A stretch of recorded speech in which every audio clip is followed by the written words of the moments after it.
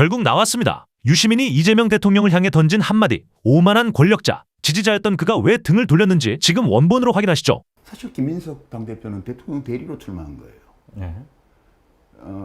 그러니까 대통령이 자신의 대리인을 보내서 당을 지배하려고 했어요. 이거는 공화정의 정신에 어긋나는 거죠. 네. 이거는 법적으로는 따질 필요가 없고 뭐 그거는 저는 할 수 있는 일이라고 봐요. 그러나 정치적으로 볼 때는 대통령이 여당의 당대표를 자신이 픽해서 집어넣어서 당선시키려고 하는 거는 이거는 왕정 또는 귀족정으로 가는 거예요. 네. 이거에 대해서 당원주권주의로 이거 막아내지는 못했는데 이 56대 54대 46 네. 이거는 어떤 결론이냐면 지금 임기 2년 차 막 들어가는데 대통령이 픽해서 내보낸 당대표를 거부했다 당원이. 그러면 그 후과를 당원들은 걱정을 한 거예요. 이러면 어떻게 되지 이게 당이 정부는 대통령은 어떻게 되지? 다른 한편으로는 이걸 그냥 받아들이면 그러면 당원주권주의는 뭐야 이게? 그럼 민주당은 어떻게 되는 거지 앞으로? 그럼 앞으로도 그럼 차라리 그냥 당대표를 그냥 대통령이 임명하지. 그거에 대한 걱정도 한편에 또 있었죠. 그러니까 굉장히 괴로운 선택을 강요당한 거예요. 이 대통령이 개입을 안 했으면 이게 자체가 필요 없는 거였는데 그쵸. 대통령이 개입을 활장 했고 그리고 친명 반명으로 갈려갖고 명청대전이라고 후보 입으로 얘기를 했고 하기 때문에 정청래 후보가 되면 당정 관계가 걱정이고 당청 관계가 그 다음에 김민석 후보가 되면 앞으로 당의 자주권이나 당원 주권주의는 어디로 가는 거지? 그럼 당은 앞으로 대통령의 지배를 받는 건가? 이 둘 사이에서 굉장히 당원들이 번민했다고 저는 봐요. 집단적으로 볼 때. 그리고 54% 정도로 대통령이 픽한 사람을 당선시켜주되 최고위원 3명을 포함해가지고 46%를 줘갖고 비주류를 또 살려놓은 거다 이거는. 그런 결정이라고 저는 해석해요. 승자는 없다. 이 전당대회는. 근데 네. 처음에 공화정을 지키는 데는 성공했다? 예, 지켰어요. 저는 이 정도면 지켰다고 봐요. 그러니까 그 46이라는 숫자에 그 의미를 부여하시는군요. 예. 아. 왜냐면 저는 특히 되게 놀랬던 게 이제 호남을 제외하면 호남은 그럴 만한 특수한 사정이 있었어요. 제가 볼 때는 호남은 그렇게 5대3 정도로 그렇게 차이가 나게 할 수밖에 없는 그 고민. 거기에다가 지역 현안, 국가 현안인 그렇죠. 동시에 지역 현안인 큰 그 반도체 클러스터 뭐 이런 게 걸려 있기 때문에 그 대통령이 망신당하면 어떡하지라는 그 걱정이 더 컸던 거예요. 저는 그렇게 봐요. 그렇게 해서 이해할 만한 결정이 나왔고 그걸 제외하면 5대5로 팽팽했습니다. 그렇죠. 예, 국민 여론조사도 거의 5대5로 팽팽했죠. 네, 그렇죠. 0. 몇 % 차이였을 거예요, 로데이터는. 그러면 그것이 뭘 의미하냐? 그건 둘 딸을 살려놓은 거예요. 대통령의 대통령도 리더십도 살리고 예. 당원 주권주의도 살리고. 예. 근데 제가 진짜 놀랐던 거는 최고위원 선거 1, 2, 3위를 비주류를 시킨 거예요, 여론조사에서. 그거는요, 진짜 놀라운 거죠. 깜짝 놀랐습니다. 저는 그 여론조사 공개되기 전까지는 그냥 김용 후보가 최고위원회 5등으로 들어가는, 4등이나 5등 들어가는 걸로 봤거든요. 그렇죠. 그런 분위기였죠. 예. 예. 근데, 그거요, 그냥 여론조사가 아니에요. 그러니까 이제 지금 뭐, 민주당 안에서는 여론조사 이상하다 그러는데 이상한 거 맞아요.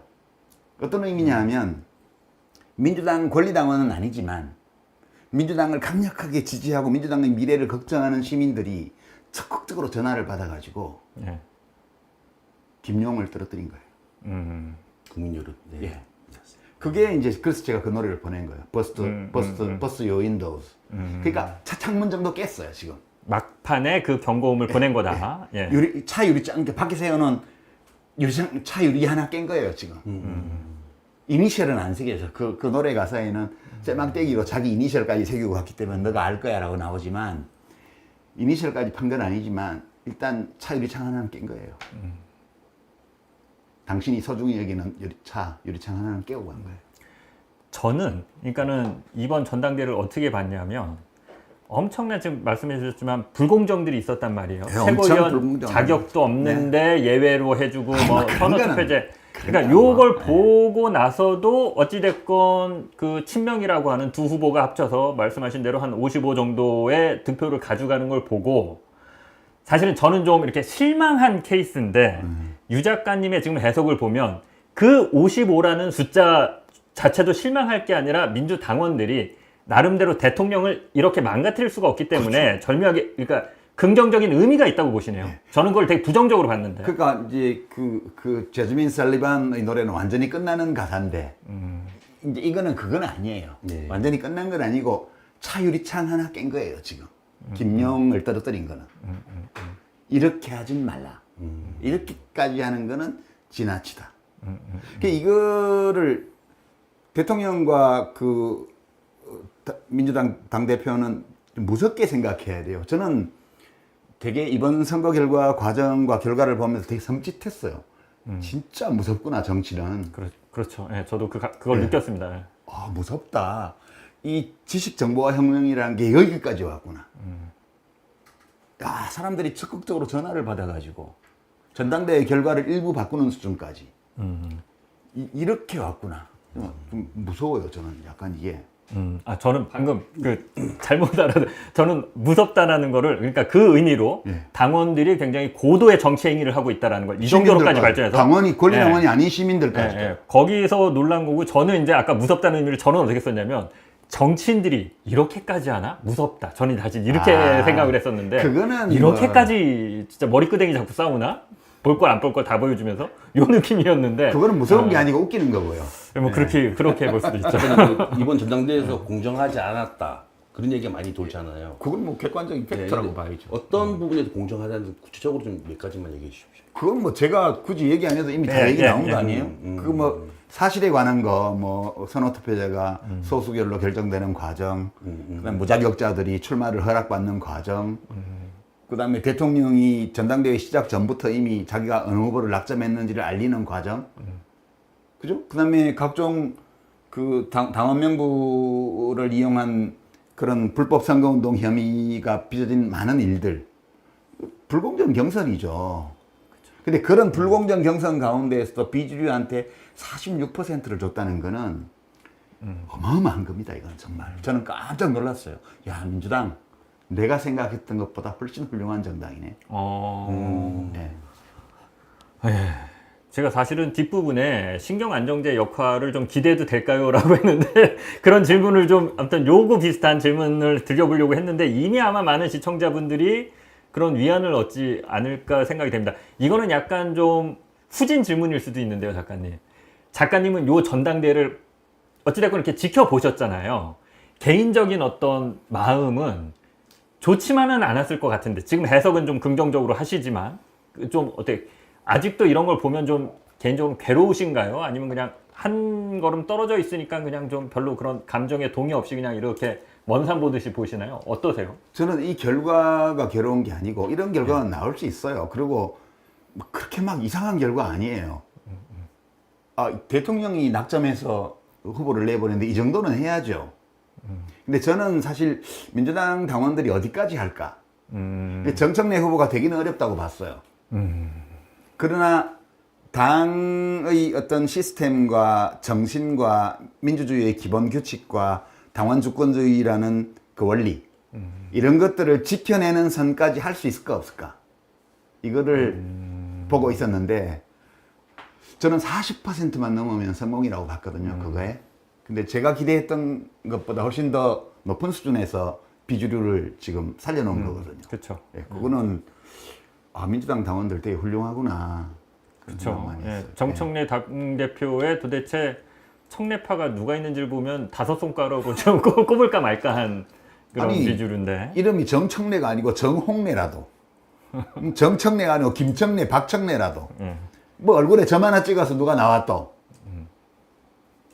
그거는 그 사람을 찍는 당원들이 그만큼 있을 거라고 저는 봐요. 물론 정청래 후보 의원이 뭐 그렇게 그 정도의 표를 충분히 받을 만한 자격이 없다는 말은 전혀 아니고요. 그 정도 받을 자격이 있어요.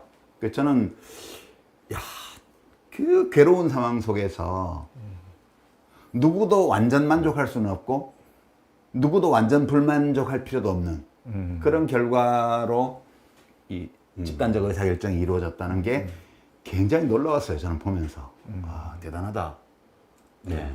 그런 거고 개인적으로는 사실 뭐 어떻게 되건 뭐 저는 민주당 당원도 아니고 하니까 다만 이제 민주당의 수준이 우리 정치와 국가 정책 운영의 수준을 결정하는 시대에 와 있기 때문에 이제 그 시민으로서 당연히 관심을 가지죠. 저 당이 잘 되기를 바라고 대통령도 정책과 정치를 잘하기를 바라고 이런 거는 있지만 제 싸움은 아니잖아요. 그러니까 민주당 당권 선거가 제가 해야 될 싸움은 아니잖아요. 그렇죠.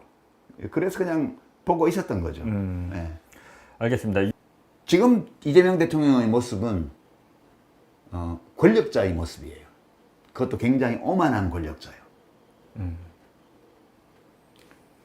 대통령의 여러 개 있는 것처럼 저는 이재명 대통령을 지지했지 숭배하지 않았습니다. 스스로 역사의 도구가 되겠다고 약속했기 때문에 믿었어요. 그리고 권력이 아니라 권한이 필요해서 출마하는 거라고 했기 때문에 전적으로 신뢰했습니다.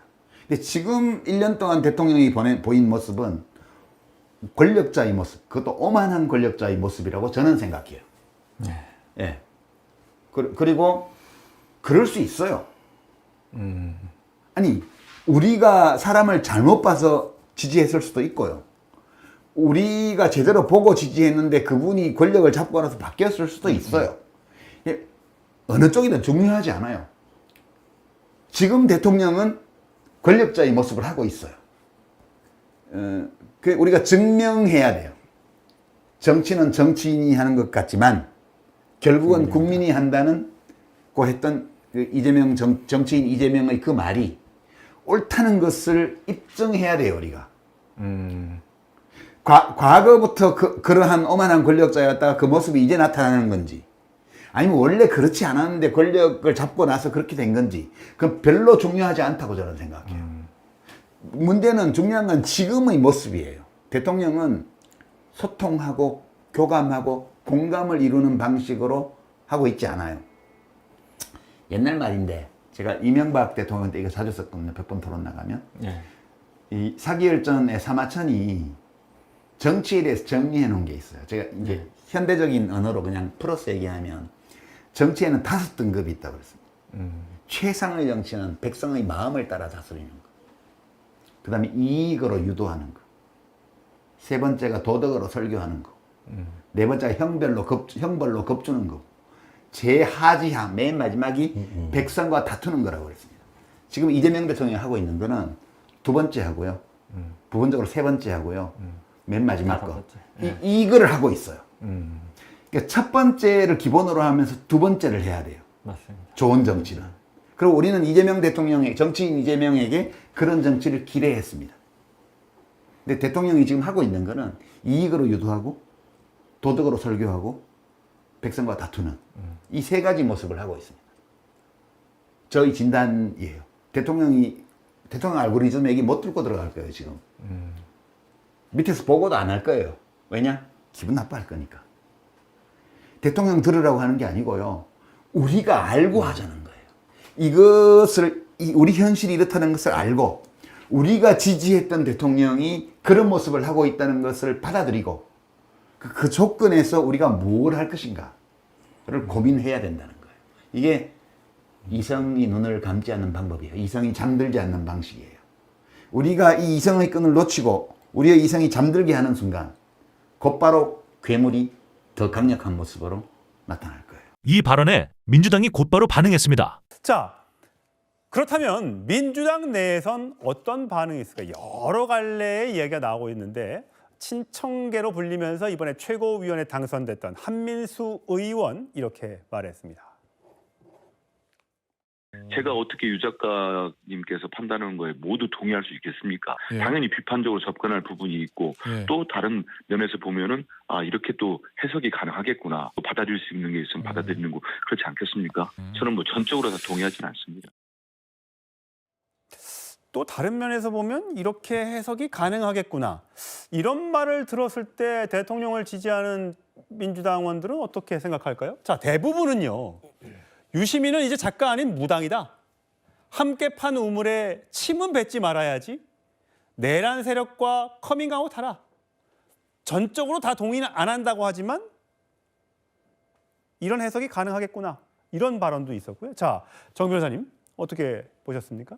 글쎄요, 한민수 최고위원이 전적으로 다 동의 안 한다고 그랬잖아요. 그 이야기는 일부는 상당히 동의한다는 이야기 아니겠습니까? 100% 동의는 안 해도 70%인지 80%인지 모르겠지만 상당 부분 동의한다는 이야기 아닌가 그런 생각이 드는데, 그런데 뭐 다른 분들 저기 쭉 나와 있지만 저 이야기보다도 지금 뭐라고 그랬습니까? 박용진 그 뭐 전 최고위원이 개가 짖어도 기차는 간다고 그랬다면서요. 그러면은 더민주혁신회의에서 나온 논평입니다. 그러면은 유시민 씨를 뭐라고 이야기하는 겁니까? 유시민 동지잖아요, 동지. 예. 동지를 개로 치환하는 거 아니겠습니까? 더군다나 유시민 작가는 노무현 재단 이사장 출신이고요. 예. 그런데 그 노무현 작가를 이제는 작가도 아니고 무당이다 이렇게 이야기를 하니까 무당하면 또 누가 생각나겠습니까? 전 정권이 생각나잖아요. 이 정도가 되면 참 문제가 있는 거 아닌가 그런 생각 들고요. 사실은 저 포함해가지고 많은 사람들이 이번 민주당 전당대회 이후에 그 갈등을 어떻게 봉합할 수 있을 것인가. 그다음에 어차피 당권은 김민석 대표가 당권을 가져갔으니까 예. 친명이 당권을 가져갔으니까 친청계 입장에서도 현실을 수용할 수밖에 없지 않겠느냐 이런 생각들을 하기는 했었는데, 그런데 이제 잠잠해지려고 하는 잠잠해질 수 있는 그 호수에 유시민 작가가 무당이 돼가지고 돌을 던진 것이 아닌가 그런 생각 들고요. 더군다나 지금 이재명 대통령 지난 1년 동안에 지지율도 높았고 주가도 막 올라갔고 그랬었습니다. 그런데 지금은 주가도 상대적으로 많이 떨어졌고 부동산 문제 심각해지고 그 밖에 이런저런 보안 수사권 등등 해가지고 지지율이 뚝뚝 떨어지고 있는데, 이러한 와중에 유시민 작가가 저런 이야기를 하니까 앞으로 민주당 당내 상황이 어떻게 될 것인지 참 걱정이 됩니다. 그리고 한 패널은 이렇게까지 말했습니다. 왜냐하면 저주의 말을 퍼붓는 사람들 한테는 우리가 뭘 더 해줄 수 있는 게 없다. 그러니까 가령 뭐 제가 예를 막 들어요. 왜 내 친구가 왜 갑자기 결혼을 했는데 시집이 마음에 안 들어요. 모든 사람이 자기를 왕따하고 자기를 괴롭히는 것 같아. 막 얘기할 땐 우리가 옆에서 아무리 그게 아니라고 얘기해도 그 사람은 거기서 못 태어납니다. 어디에 직장에 가서도 자기만 왕따 당한다고 막 그러거나, 아니면 나이 든 어르신이 자기를 아무도 대우해 주지 않는다고 한번 정말 삐껴가지고 한번 그러기 시작을 하면은 주변에서 아무리 그 얘기를 해도 소용이 없어요. 지금 딱 유시민의 상태가 저는 그렇게 봅니다. 네. 그러니까 그런데 그럴 때는요. 유시민을 상대를 하는 게 아니라 그냥 다른 거로 돌파하는 방식밖에 없어요. 유시민은, 왜냐하면 유시민을 그렇게 떠받드는 사람이 있지 않습니까? 팬덤이 있잖아요. 유시민하고 비슷하게 생각을 갖는, 그게 이제 먹이를, 저는 뭐 유시민이 어저께 나온 것도 이른바 먹이 주러 나왔다고 생각을 하는데, 네. 왜 그 팬덤이죠. 뭐 조국혁신당의 당원들도 그럴 테고요. 그러니까 유시민의 해석을 막 갈구하는 사람들이 있습니다. 네. 네, 우리 편이다. 이런 사람들이 딱 있을 때는 그 사람들한테 먹이를 주러 나온 거예요. 그러니까 그럴 때 우리가 거기에 흔들리면 안 되죠. 근데 대부분의 사람들은 유시민 왜 저래? 그리고 얘기를 하더라도, 왜냐하면 아시다시피 대표님도 아시다시피 저도 이재명 대통령의 여러 가지 노선이나 이런 거에서 비판하는 적도 있습니다. 네. 대통령 앞에서도 바로 네. 뭐 아닙니다 막 이런 얘기도 하지만 사람들이 알거든요. 저거는 애정에서부터 네. 나온 거다. 일을 잘해보려고 하는 거다. 근데 지금 얘기하는 거는요, 구체적인 거에 대해, 정책에 대해서, 가령 뭐 부동산 정책에 대해서 논한다든가, 네. 외교 정책에 대해서 논한다든가, 이러는 게 아니라 막연히 싫은 거예요. 그냥 지금 순전히 정쟁을 일으키기 위해서, 그러니까 지금 왕조처럼 굴고 있다. 그 다음에는 우리의 지지층을 괴멸시키려고 하고 있다. 내부를 해체시키고 있다. 이런 거는 저주입니다. 자, 조금 더 구체적으로 이제 좀 가보겠습니다. 어저께 이제 그 청와대 이 노래를 좀 줬으면 좋겠다. 헌정곡으로 Bust Your Window 이래갖고 네 창문을 이제 깬다는 것인데, 사람 마음 가지고 놀면 안 되는 거야. 네가 내 마음 깨뜨렸으니 난 네 차를 깨부술 거야. 넌 당해도 싸. 이런 노래예요.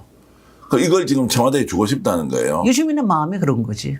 내 마음이, 네가 내 창문을 깨뜨렸으니까 나도 너 깨뜨릴 거야. 이런 식이에요, 지금. 그러니까 대통령이 깨뜨린 게 없다고요. 글쎄요. 근데 자기는 대통령이 깨뜨렸다. 본인 마음을 깨뜨린 게 없고, 그래서 아니, 이제 근데요. 대중들은 대통령의 창을 깼다고 하는데. 근데 그거는 우리가 내가 가는 직장 상사로서 나는 참 잘해준 것 같아. 그런데 그 밑에 있는 사람은 그게 아니고 가가지고 뭐라고 얘기하고 그러지 않습니까?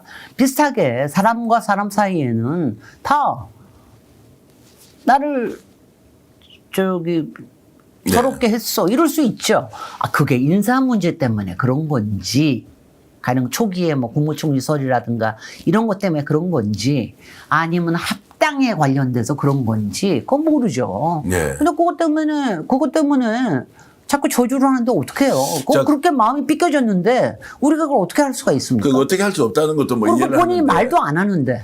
아니 뭐가 있어요. 공기가 달라요. 이러는데. 근데 지금 60%는 얘기를 했고 아직 40%는 뭔가 본인도 뭐지라고 논리 정연하게 말할 수 없는 것이 있어서 확 잡히지 않는다. 그래 아니 그게 40%는 웃기잖아요. 맨날 저도 도대체 뭐가 있는 거야. 그랬더니 저를 배척합니다. 청와대는 저를 배척합니다. 공기가 다릅니다. 그런 게 있어요. 여기서 얘기할 수는 없지만 이런 식으로 얘기하면서 하면은 우리가 어떻게 그걸 할 수가 있습니까? 우리는 바깥에 나온 얘기밖에 할 수 없는 거 있잖아요. 네. 그러니까 가령 뭐 총리에 관련돼서 있었던 게 뭐 그럴 수도 있는 거지. 한쪽에서는 제안하고 한쪽에서는 별로 아니라고 볼 수도 있고, 그 다음에 가령 합당에 대한 거는 이런 게 좀 다른 시각을 가질 수도 있고 이런 거지. 우리가 어떻게 그 뭐 세부적인 내용을 알 수가 있습니까? 같은 말도 진영, 안 되는 얘기예요. 같은 진영 안에 있다면 네. 이제 지금 얘기는 보안 수사권 문제이든 뭐 이 공개를 하라는 건 아닙니다. 비공개로라도 이제 자리를 만들어서 김용남 의원의 공천과 관련된 또 어제 얘기했던 이제 김남국 의원에 대한 것이든 네. 누가 어떤 힘을 작동해서 구체적으로 이렇게 돌아갔는지는 네. 아는 사람은 다 안단 말이에요. 네. 그 본인이 원하는 대로 비공개로 다 모여서 그 이야기 한번 해보자. 김민석 총리 내하고 직접 만나서 얘기하세요. 청와대 정무수석이 이거 정확하게 파악해 보세요. 아니면 청와대 정무수석이 대통령 자리를 만들고 싶어 해서 유시민 작가를 만났으니 그럼 대통령 직접 만나서 무엇을 오해하고 있는지, 무엇이 내가 잘못 판단한 것인지를 서로 이야기를 해보면 팩트에서 오는 차이는 수정 가능한 거 아니에요. 관점의 차이는 논쟁하더라도. 근데 유시민은 만나지 않는 게 좋지. 왜냐면 만나고 나면은 만난 거에 또 드러날 거 아닙니까? 그럼 대통령이 저렇게 성의를 보이는데 이러면서 하니까 자기는 계속 미워하고 싶은데 만나기 싫은 거죠. 만나고 난 사람을 점점 자기 더 밉다, 얘기도 못 하겠다 이럴 수는 없는 거 아니에요. 그러니까 답변할 수 없는 또는 반응할 수 없는 대통령의 위치, 이재명 대통령의 지금 현 그걸 이용한 상태를 겁니다. 그대로 둔 상태에서 네. 저 사람이 했던 것은 무엇이야라고 규정을 딱 해놓고 아니 이게 뭐냐면 제가 정말 어저께 보면서 기분이 나쁜 게 이거예요. 지금 유시민에 나온 걸 보면은 저는 딱 거기서 보이는 모습이 김어준 플러스 정청래 플러스 최민희 딱 셋이 보이더라고요. 이 사람 보면 최민희 맨날 억울하잖아요. 내가 억울하잖아요. 내가 피해자다. 맨날 얘기하잖아요. 그 다음에 정청래 맨날 얘기하잖아요. 내가 배신한 게 아니야. 나는 친명이야. 이러면 얘기하잖아요. 김어준은 맨날 얘기하는 게 뭡니까? 우리의 이 해석 권력과 우리의 우리의 진영을 이렇게 무너뜨리면 계속 할 수 있을 것 같아. 요 세 가지가 똘똘 뭉쳐 있는 게 유시민으로 보이더라고요. 네. 여러분은 어떻게 보셨나요? 구독과 좋아요 큰 힘이 됩니다. 오늘 이야기 여러분의 의견도 댓글로 들려주세요.